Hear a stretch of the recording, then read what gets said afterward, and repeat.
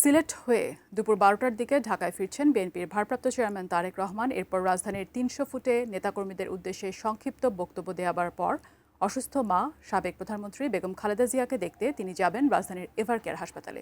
সেখানে এই মুহূর্তে আছেন আমাদের সহকর্মী আমিনুল ইসলাম, সরাসরি যুক্ত হচ্ছি তার সাথে।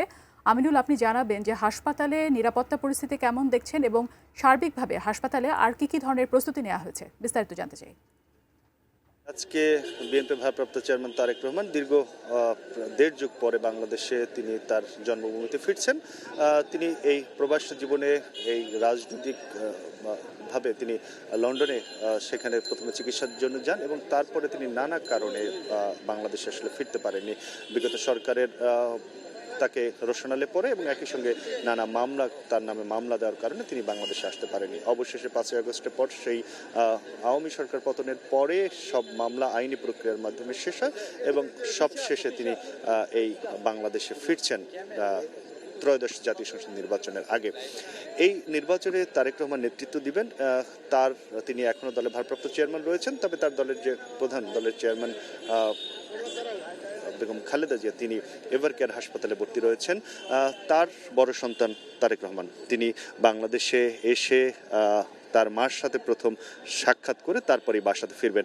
আমরা জানি যে তারেক রহমান বলেছিলেন যেন এয়ারপোর্টে অধিক সংখ্যক মানুষের সেখানে জড়ো না করা হয়, কিন্তু তারপরেও দলের পক্ষ থেকে বিভিন্ন পর্যায়ে নেতাকর্মীরা তার কাছে আসলে তাকে এই ফিরে আসার দিনটিকে তারা সেই স্মরণীয় করে রাখতে চান, সেই প্রচেষ্টা তাদের মধ্যে দেখা যায় এবং সেই কারণেই ৩০০ ফিটে একটি সংবর্ধনার আয়োজন করা হয়েছে তাকে, এবং সেখানে তিনি শুধু ভাষণ দিবেন এবং তার যারা নেতাকর্মী ঢাকাতে উপস্থিত হয়েছে এবং যারা এই তাকে বরণ করার জন্য উপস্থিত হয়েছেন তাদের উদ্দেশ্যে তিনি একটি বক্তব্য রাখবেন। সেই বক্তব্য দিয়ে তিনি এই এভারকেয়ার হাসপাতালে আসবেন, যেখানে বেশ কিছুদিন ধরে চিকিৎসাধীন রয়েছেন তার মা সাবেক প্রধানমন্ত্রী বিএনপির বর্তমান চেয়ারম্যান খালেদা জিয়ার এই সাথে সাক্ষাৎ করে মার সাথে সাক্ষাৎ করে তিনি তার বাসাতে যাবেন। আমরা সকাল থেকে এখানে দেখেছি অনেক নেতাকর্মী, বিভিন্ন পর্যায়ের নেতাকর্মী করে এই এভারকেয়ার হাসপাতালের আশেপাশে এসেছিলেন, তারা এখানে জড়ো হয়েছিলেন।